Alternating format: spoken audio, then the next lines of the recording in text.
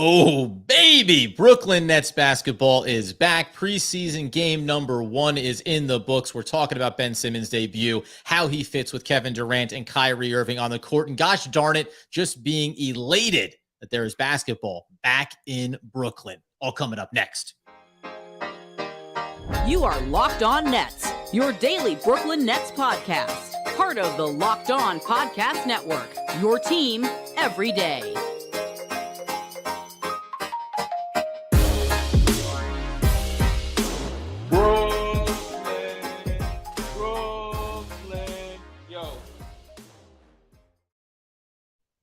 Yes, my friends, it is the Locked On Nets podcast right here on the Locked On Podcast Network. It's your team, the Brooklyn Nets, every single day. Over there, you're going to find Doug Norrie, owner-operator of DFSR, for all your daily fantasy sports rankings from DraftKings to FanDuel. He's got you covered. I'm Adam Arbrecht, breaking down the New York Football Giants on the One Giant podcast with my boy Andy Mack. We thank you for making us your first listen of the day, free on all those great platforms. And Doug, it is Brooklyn Nets basketball, man. We're going to obviously talk about the debut of Ben Simmons, the superstars, the starting rotation, everything else.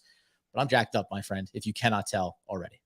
Oh man, it was an event. I was so pumped to finally see this, how it was going to turn out. Finally see these guys take the court. It's been such a long time coming. I don't know. We never know how things are going to work out over the course of the season. We do know that for the first time tonight, they actually all stepped on the court together. Looked like they were having fun. We're going to talk about the game, the lineups, who played, who didn't, how they played, what we thought, all that stuff. But just on a high level, after a year of just problems and question marks and all this other stuff, and there still are question marks, but the question marks, at least for tonight, weren't around who was playing.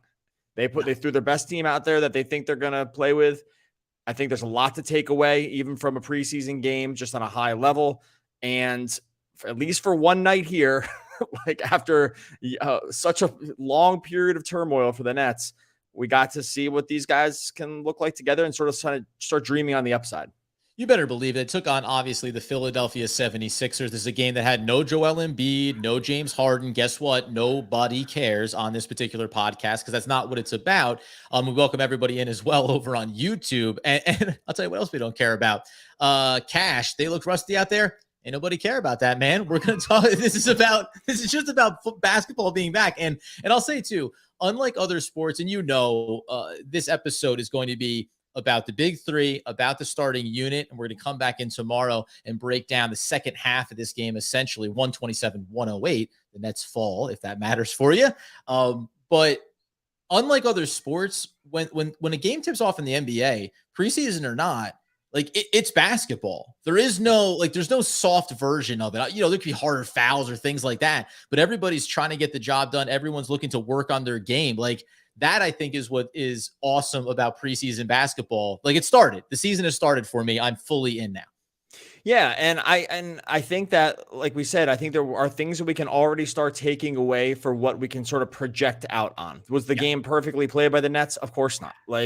But there was definitely problems. This team has never played together. This is the first time in real live basketball action that this group ever stepped on the court together. If you think it's going to come out of the gate looking perfect, go and figure out, take a deep breath and come back a little bit if you're going to start getting tilted around short-term performances. But I think on a basketball level, you can begin to take away some macro things around what this team can look like with Simmons and what the macro differences are with this team, even just compared to last team. These are totally different teams. This is we actually can probably throw last season out as a comp for what to expect, because there's so many fundamental changes with how they're just going to play and who their personnel is going to be in just different combinations, that I just don't even know how much we need to look back at last season. And just even with the starting lineup, right? So they start, and we had wondered about where they were going to go with this.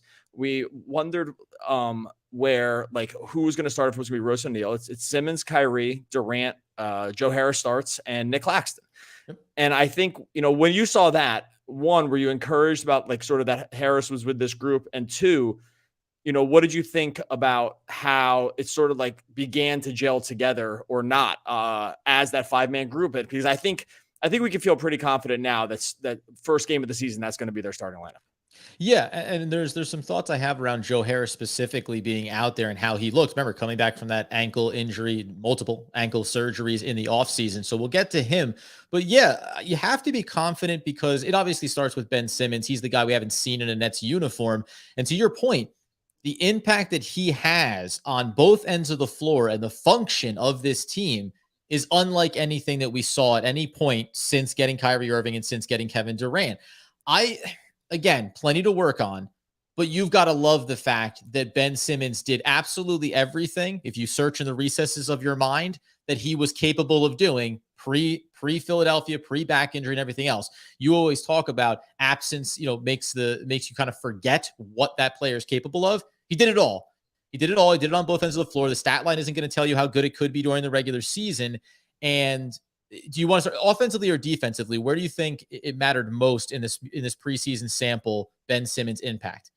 Okay, yeah, let's start on offense. Okay. So, as a reminder for everyone just that needs this little reminder, Ben Simmons' last game was June 20th, 2021.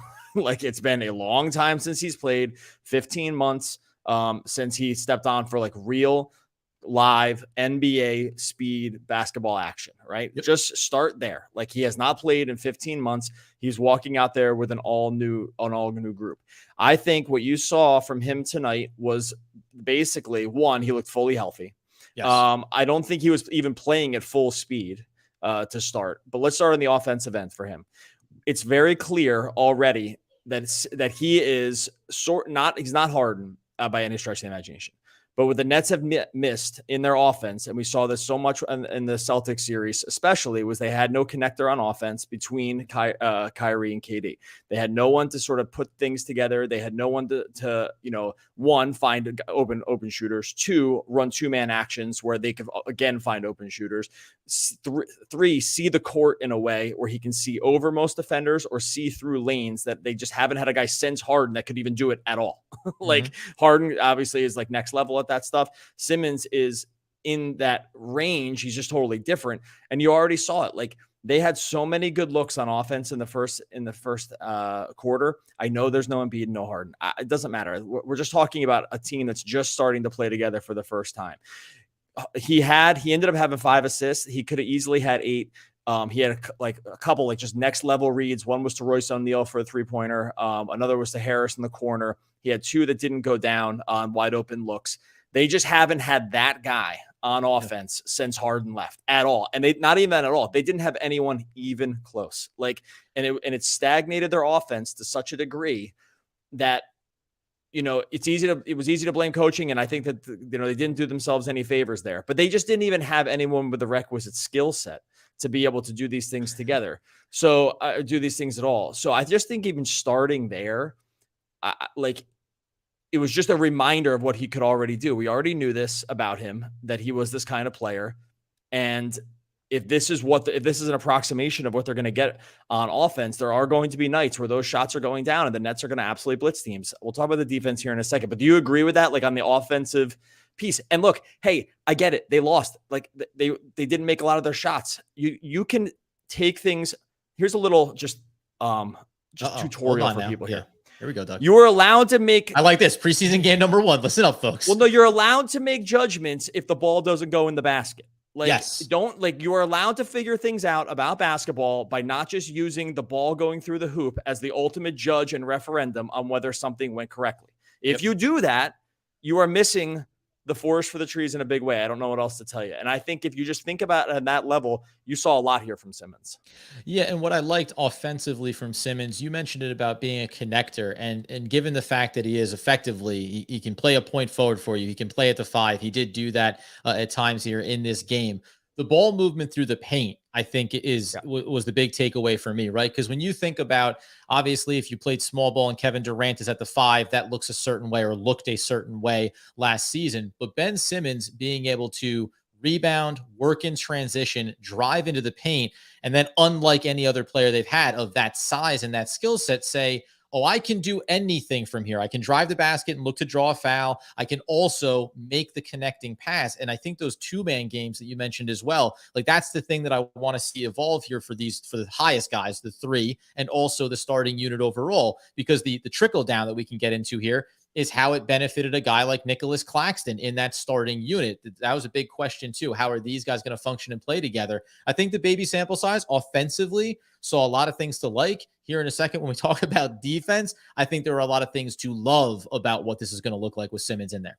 All right, we're going to get to the defensive stuff. We're obviously went through 10 minutes of the first game of the first preseason game and barely mentioned Kevin Durant and Kyrie Irving. So I think we can, we'll definitely having ourselves a night. Yeah, no, we're in one. We're on one right now. We're on one right now. We'll get into those guys as well. We'll talk about the defensive stuff like Adam talked about. And like I said, just a reminder, we're going to talk about the second half of this game, which essentially ends up being a totally different game than the first with all those guys. We'll talk about those guys tomorrow. Plenty of takeaways from the second half as well. First, going to talk to you about our friends over at Built Bar. If you haven't tried the Built Bar Puffs yet, I don't know what you're thinking. You're depriving yourself of one of life's great joys. Guess what? They got a new flavor out there. You can indulge in that cookie dough covered in chocolate. That's right. Built Bar has done it again. The cookie dough chunk puffs are made of 100% real chocolate, chewy texture. They're super light and they're super healthy for you. Give you the stats, 160 calories, whopping 15 grams of protein. You're not even going to believe these things are healthy. You're going to take one look, one taste. You'll think they tricked you. They haven't. The stats back it up. Like I said, 100% covered in real chocolate. Take them with you on the go. Know you're getting a healthy snack. Know it's filled with collagen protein. Your body absorbs that more efficiently. It's got a ton of health benefits. It tastes good and good for you. You go to built.com. Use the promo code LOCKEDON15 to get 15% off of your order. Use promo code LOCKEDON15 at built.com. All right, friends, diving in then to the defensive side of the court here for the Brooklyn Nets in the Big Three debut, that starting rotation. Friendly reminder here as well, we're doing this preseason postgame live. That's going to become more of a trend than a blip as we hit the regular season. So be sure to be around for those on YouTube where you can like and subscribe as we often recommend. On the defensive side of the ball, there's a number of things that I think worked really well here, but high level, the thing that I want to see if my eye test is proven right here over preseason into the regular season is the difference in defensive connectivity, I'll call it, when Ben Simmons is playing out near the perimeter and he has the agility and quickness to go from wing to wing following with a player or passing that assignment off looks so much different than what we've seen from the Nets switching defenses, because whether it was Joe Harris, whether it was Nicholas Claxton out there, who we know is a high level player on the defensive end as well, it just didn't have the same fluidity. And it seemed like we were getting a lot of opportunities where Ben Simmons is playing out there on the arc, picking up his assignments. And I saw the instance where Joe Harris was kind of playing off of Ben's hip and almost waiting. Do I need to pick up the mark you're going to leave, or do I transition over and continue to play to my man, right? It seems to offer a really nice level of flexibility, but one that doesn't involve a heavy expectation of quick read reaction, which benefits everybody else who may not be the best on-ball defenders. Yeah, look, I think they're still going to play tons of switch everything. I think that they don't have to do it a ton in the preseason. I think we saw some of it, but not all. Look, Maxey torched them early. The Sixers made every three in the first half, and a lot of them were good looks. It wasn't a perfect defensive showing by any stretch of the imagination. Nope. There were clear defensive miscues, especially on assignments, probably whether or not they were switching or not. There just wasn't. I think it was more of a reps issue than anything else. It's just, I'm going to cherry pick what I think looked, good there, because to your point, the lack of communication and familiarity is going to create what you cannot invest a reaction in, something that shouldn't, we think, exist as you get time together, right? Totally. I mean, and look, there was definitely miscues. A lot of those open threes were just miscues. Like I said, just on what we'll have to go back and watch some of this, but just on what was the overall scheme and just picking up assignments within those schemes. But what sort of like what we saw on offense, Simmons finally brings another level of guy that the Nets have desperately needed for the last really 2 seasons, but specifically last season. They desperately needed a guy who was super versatile, super live on the ball. He had at least 2 times where he picked pockets of guys on trailing, where he was trailing behind them, was able to get into them. One was on Tybal, and the other, I forget who it was, but it was more in the lane. Little things like that we haven't seen that then can turn into transition opportunities. We didn't see it a ton, but we saw it enough as a reminder to be like, oh, right, this guy does create havoc for you. if he's your primary assignment, or even if things get mucked up a little bit, how he's able to worm himself into different situations. And we started to see how that is going to come to fruition here as well. Once they get the communication piece down, once they're able to play a more, like what you said, a cohesive unit, what Simmons adds in the defensive end is, again, very, very clear. Like, you don't have to just watch Sixers 3-pointers going in to know that there's like something else is going to happen here on defense for them. It wasn't all perfect, but the seeds of it are already there. It's very, very clear that what Simmons adds here in terms of functionality, and like once he and Claxton are on the same page with some of this stuff, it is going to, I think you're going to start feeling much more confident about them playing together. Like, I think that is going to be another sort of like live unit that's going to look a little different, but I think we saw enough of it tonight to start to make you feel pretty encouraged by the upside. Yeah, just to make the footnote of on the offensive end in transition, when he had a little over the back pass drop off to Nicholas Claxton, who went through the traffic for the flush. Like, that's the thing you start to dream on, and why you heard Claxton speaking so glowingly. And by the way, with that specific play, it was another example of like, okay, one, they haven't had a guy like this too, because if there was a guy, he was not first on that break. He was sort of a trailing guy. He had, I believe, Kyrie out in front of him. Kyrie took a defender with him. All Simmons did was, instead of forcing the issue, he took his defender 3 steps to the side to clear the lane. It was so very purposeful. He took his defender out of the lane instead of pushing the action, knowing they had a trailer coming, bided his time, and then flipped it. It's like one of these, again, it can look like nothing in the moment, but it's very intentional, right? It's like, I could take this guy one-on-one. I'm bigger than him, I'm stronger than him, and I have Kyrie in front of me. But Kyrie took the one guy out of the way. I'm going to take the second guy out of the way, because he has to stick on my hip, or I'm going to bust by him. And now I have a trailer. So it's just those little things. Like, it's not, I don't think it's like, I got called delusional already on Twitter. It's not delusional. Like, these are little things that the Nets have not had a guy that can do some of this stuff, right? Like, by and large, I'm going to tell you right now, Doug Norrie, on the spectrum of too realistic to delusional, Doug Norrie is nowhere near that spectrum. 2 separate people call me delusional, like tonight. Hey, listen, I'll check the tape on it. But by the way, this is all that you can accomplish. This is all that you can accomplish in a first preseason game. And that's why, by the way, we're not shooting the moon here and saying championship or bust, but all of the seeds are in place for this to be successful. Right. It's everything that we talked about leading up to seeing these guys get on the court together. And you mentioned Kyrie Irving in it. Speaking of being on one, don't tell Kyrie Irving that this was a preseason game, because for a guy that missed a lot of time last year, he was on the defensive end. And it's one of the things I'll tie into it just to make sure we start to talk a little bit about Kyrie and Kevin Durant. And then obviously, though, I think the overall starting unit and the first couple of players that came in off the bench matters here as well. But I think that the defensive effort and defensive mentality, that feeds off of one another. And when you talk about putting Ben Simmons into this and then giving Nicholas Claxton more flexibility in where he gets implemented, all of a sudden, and we talked about this before, the assignments, the lift from the non-quote unquote defensive players becomes a lot lighter, and it makes it a lot easier to really drill down and want to do some of the extra dirty work. I expect to see that build on itself as we work towards the season too. Yeah, look, Kyrie looked in regular season form for the most part. Like, he took his opportunities. He was able to do a couple Kyrie, sort of quintessential Kyrie drives little blow bys to the basket where it looks like he's moving in second gear, and then that other person must be moving in like 0.5 gear, because like he doesn't look like he's moving all that fast, and he's all of a sudden past somebody to the basket and finishing. That defender was playing in 16-bit. I don't know what happened there. It's awesome. I love watching Kyrie, man. I love watching these guys are just super. If you like basketball, I don't know. But it doesn't even matter what you think of Kyrie. Like, you have to be able to like watching him play. It's so fluid. He looked like he hasn't missed a step, really. He did not push the action too much on offense. I think there was a part of them that was just sort of getting their sea legs under them to some degree, where it was like, hey, we don't need to go crazy here. We're testing the waters. Like, we're fully confident in what our games are.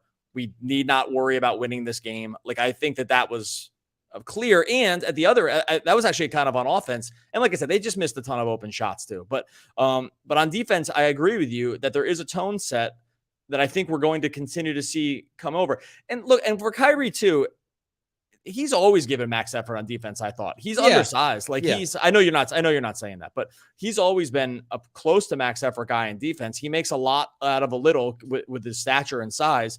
And we saw that tonight. And I think he will really embrace playing in a style like this that they know. And I guess we'll talk about this in a little bit with some of these other guys too, is they know that defensive effort is going to be paid off in transition, like a lot. I tell you what, like especially, sorry, not to jump in, especially because so much of it's going to be predicated on Ben Simmons' defensive effort and knowing that he's more often than not probably going to be the one rewarding you on the offensive end, right? So I think you want to talk a little bit about that cohesion and developing chemistry. I think those things matter too. You even saw this, I'm getting off topic, when Nicholas Claxton fumbled his way through the lane, but managed to whip one in the corner to Kevin Durant. When he knocked that triple down, he ran back down the court with a grin on his face because it just feels like, again, a little bit of a reset of the timeline for this Brooklyn Nets team. It looks like they're ready to have chemistry and fun playing on the court together. Yeah, 100%. Like, and I think that we're going to see more of that. And I just, as a reminder, again, for the third time this show, we'll take a break here in a second, then we'll come back and just talk about some of these talk about basically the 8-man rotation that the Nets threw out as their opening lineup. And I think that a lineup that probably will carry over basically 1-to-1 to the regular season. But like from a first impression standpoint, you did get the sense that this was fun for them, right? Like, and there were smiles, and I don't think that anyone from their point of view was taking too much away from it and say, hey, we're on the court, we're playing together for the first time. Here's what we're going to be able to do. We're going to be able to do some things really, really well. And this is the first preseason game. Yep. Yeah. 100%. So coming up here in a second, we'll talk about this 8-man rotation that we're excited about. I have some pretty specific takeaways from a man coming off injury, and then also the newest addition, one of the newest additions for the Brooklyn Nets in Royce O'Neal. Okay, so when we talk about the 8-man rotation, we said Joe Harris is in the starting 5. Going to take a brief moment on him just to make a very clear statement. I think that he benefits greatly from this type of lineup as much as anyone else is going to, as being that sharpshooter. And I'm surprised to see that he looks a little bit leaner and a little more agile. Like, I'm going to watch that all preseason here too. I'm not going to overread into it, but he just looked a little bit more spry. It can just be because he had a long layoff here. He looks like a slightly more nimble player than he has in years past. I'll be curious if I drill down into quotes and some questions that he may get asked by the media, if there was any intention around the way he worked out coming back from this ankle injury. 2 for 7 from 3. I'd say 6 of the 7 looks. All 6 of the 7 looks were really good. If he's taken 7 3-pointers a half, like he did in this game, the Nets are going to score 1,000,000 points. Like, I don't know what to tell you. The looks that he had in this game, for a guy that we know is one of the best 3-point shooters in all of the NBA, if these are going to be the quality of looks that he sees in the offense, the Nets are going to score like 115 points. Like, they're going to score so many points. It's pretty easy to see. They weren't there tonight. He's another one that's had close to a year layoff here. And so it's to be expected that not everything's going to go down at real game speed, but the quality of looks that he got were good. I thought he looked super healthy, even if the shot came up short a few times. So maybe the legs are still getting up, out from under him. I think he airballed the first one. Was that his first shot? Was there? Yeah, the first shot I believe was an airball. But overall though, we debated whether it would be Harris or O'Neal in the starting lineup. It looks like it's going to be Harris. I'm totally fine with it. Just because I think we know what we're going to get, and tonight was a little glimpse of that. I'm going to bypass over. Everyone will be shocked. I'm going to look past Nicholas Claxton here, just because I think we talked about him a lot leading up to this. We kind of predicted the benefits that he was going to receive with Ben Simmons out there. He looks bigger. He looks athletic. He looks more fluid. All the things that we want to see from him are there. Day'Ron Sharpe also came in off the bench as well. Royce O'Neal, to me, is a guy that we have to spend a good amount of time on here, because in the offseason, whether or not a first-round pick is the right price tag to go get a player like this is neither here nor there. We wondered, you let Bruce Brown leaves. He just, the guy, the glue guy, he walks out the door. You go look at these guys' heights over on whatever website you want to use. They're both listed at 6'4". I call balls on that. I don't know whether or not Bruce Brown is really 6 foot or if Royce O'Neal is 6'8", and he's just been lying to us. He is a bigger player. He is a more athletic player. We know that he can shoot from the outside as well. But I thought that the sample size you got from him was exactly the upgrade that Sean Marks and the Nets wanted to make with this type of glue guy player that can defend up different positions, but also has a little more offensive game, got downhill, can get at the basket, can put the ball on the deck, right? Like these are the marginal tweaks you make to a skill set that I think is going to pay big dividends when you see him consistently in the rotation. Yeah, he actually initiated a little more offense than I thought he was going to. Ball handling. Well, yep. I don't think he's going to be asked to do that a ton, but he played 17 minutes. I thought the minutes were really good. They threw some interesting kind of lineups out there where you're not going to get the same kind of shooting as Harris, but you're going to get a defensive upgrade, probably a little bit of an on-ball upgrade. Although, again, you don't want Royce doing too much. But I think with him, this is a good kind of guy because he can shoot the three, because he can dribble just enough. They had lineups where like they paired him and Mills. It was like a KD, Kyrie, Royce, Mills, Daron lineup, which I thought was pretty interesting, because it's not exactly what you would think, except all of a sudden maybe they don't have a true point guard in there, but the floor spacing is so good, and then Sharp can handle sort of some stuff underneath. But O'Neal helps unlock some of that because he can guard probably up to smaller fours without Simmons on the court, and then you can look, it wasn't like the Sixers were the Celtics here with like playing super wing heavy or whatever, but he does have defensive versatility, probably a little bit more than we saw with Bruce Brown, at least in terms of the type of player he can guard. Like, not necessarily that he's a better defender, but he can just guard a different kind of guy, or maybe like one half step up from what Brown could do. And so, yes, different kind of guy, and I love Bruce Brown, so this is not a knock on him. I would have loved to bring him back, but if O'Neal is going to be sort of like the one-to-one analog in terms of minutes that Brown got, I think you can feel really encouraged by what those minutes are going to be, because the floor spacing will be there. You can trust them on defense. You can trust them like mostly with decision-making, I think. And I do think that he's probably the sixth man over Patty Mills at this point, right? Like, I mean, I know Seth is hurt and he kind of works his way into here a little differently, but it does feel like with the way they ran him tonight with the minutes that he's basically the sixth man, Royce O'Neal. And so not your traditional kind of sixth man, because you usually think a sixth man is like a Jordan Clarkson, a Tyler Hero, not Patty Mills to some degree, more of an offensive kind of guy. That's what we usually tend to think of when we say sixth man. But I guess what I'm saying with him is he's the kind of guy that can probably play in every lineup that the Nets have. Right? Like he can basically play in just about every combination of guys. And I think do we scratch our heads when they threw a first rounder for him? For sure. We might still end up doing that. But when you at least see the functionality of what he has with the different groups, you know that he's not going to be a kind of guy. Too many times last season, the Nets had guys where it was like, well, we can't play him if this other guy's going to play. I mean, how many times did we say that last year? We said that a million times last year. It's like, well, we can play him, but this guy can't play. When we saw five guys out there and went, well, this is going to be a disaster. Like it was inevitable. We didn't have the options. Yeah. Yeah, if like Blake's stepping on the court, we can already make a list of the next three guys that can't be on the court, right? Like that's just how, and just Royce O'Neal is just not one of those guys. And so I think from that standpoint, we're going to see a lot of minutes out of him. I think I already feel like my minutes projection on him was too low. So that will be coming up just on how he was used tonight.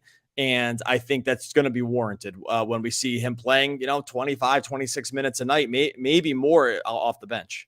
And let's go ahead and bring it right back to the top here with Ben Simmons, Kevin Durant, Kyrie Irving. We didn't really talk about Kevin Durant. Obviously, it's the kind of thing that we did so much last year, saying, his game looks like his game, and you didn't see him pressing. The same way we talked about Kyrie, right? Not necessarily looking to force the issue on the offensive end the way that he normally would. But you specifically talked about, before we hopped on here, what Ben Simmons affords them in terms of Kevin Durant and Kyrie Irving always needing to be on the floor. And I'll just briefly mention with Royce O'Neal, again, his functionality is greatly impacted by having Ben Simmons in this fold, in addition to the other two stars. I think what you're going to see, and this is a thing that we just didn't have any access to last season, was once Harden was traded, the Nets had to have one of Kyrie or KD on the court at all times, or else they were just getting completely trucked, right? Like they just had no chance. They just did not have anybody behind them. And any real five-man, forget talent. They had no real five-man combinations that could work without one of those two guys on the court. And even with one of those two guys on the court, they had struggled to put five-man combinations together sometimes because of the fit. I think what we saw from Simmons tonight, even though they lost the minutes where this happened, I think we saw that against a team's second units, right? When we get into the bench, when we're in the regular season, when it's not the playoffs, so everyone pump your brakes, was in the regular season, when we're going through the grind of games, when you're like, a game against the Pacers, a game against the Thunder, the bottom of the league kind of teams, even some of these middling teams. I think what we saw, and I think what we'll continue to see, is that they'll finally be able to play 5-man lineups that can get by against other teams' second units and not get trucked. And when that is Simmons, 3 shooters, and then like another big. So it's like Simmons, Harris, O'Neal, Mills, and then like Daron Sharp or Claxton instead of Sharp or something like that. Because with Simmons, with 3 shooters around him, they are going to get enough spacing to be a functional NBA lineup that can hang with other teams' second units so that guys like Kyrie and KD do not need to play 38 minutes a game like we saw last year where they just couldn't. They had no choice. They had to play these guys every minute of the game or else they were just going to lose. And that was just the case. I think we're going to see, as long as everyone stays relatively healthy here, we are going to see situations where it's just going to, and we already saw it once tonight. They did it. Like they played Simmons in this lineup. Like they played Simmons with some spacing around it and had Kyrie and KD on the bench together. I think we'll see that against other teams' second units and feel marginally confident that it's not going to be a massive losing venture. Right. And it could even be a plus in some situations if the 3 is falling. So I think, and that's just something the Nets didn't have last season. And I think to your point, these are things we'll start to grow on here. Coming up on tomorrow's episode, we're going to talk about what felt like, as you said, its own game, the second half of this one. However, inside of that, you get to see Markieff Morris, you get to see Yuta Watanabe, we get to see some of the young guys in there. And I think those second units and the drums of what's going to happen during the regular season, some of these guys are going to matter. And don't want to leave out Sumner in this mix here because he's live. Yeah, like a game. That guy looks like if he's going to be healthy, could be a real viable player for them. So a lot of players to take a look at there from that standpoint and how they can benefit inside of this rotation. All I know for sure, this is it's great to see basketball back, and it's great to have us be on a post-game podcast talking about basketball. We spent a long time and a lot of episodes, justifiably so. I'm not going to take any of them back, earned every single second of them, but we had to spend a lot of time talking about things that weren't related to basketball. This was 30 plus minutes talking about all the ways in which this team can be successful on the court together. Yeah, man, it feels good. Like you said, talk about basketball. Sorry if we're coming in hot with some positivity here after having to talk about all the question marks in the offseason. I'm happy. You can get the heck out of here then, because this is what's going to be about as we head towards this season. Exactly. Like this is just, cautious optimism. I think that's a fine place to be after where the Nets have been over the last basically year, right? Like being cautiously optimistic around a group of guys that look like they can play together is just the right way to think. And I think we saw enough of that. We'll see a little bit more. We'll see how they kind of roll through the rest of this preseason. Some teams are playing this differently in terms of who plays and who doesn't. I'm not sure how the Nets will do it when it comes to Thursday's game. My guess is we see something like the same thing, but who knows with the way it works. Just know that we're going to be covering it all on the Locked On Nets podcast. You can follow us on YouTube. We had so many YouTube. We did a live premiere here. If you're on YouTube, we had like 200 people in here at once. That's a close to a record maybe for us. That's really good. We'll be doing some more live as the season goes on, especially post game.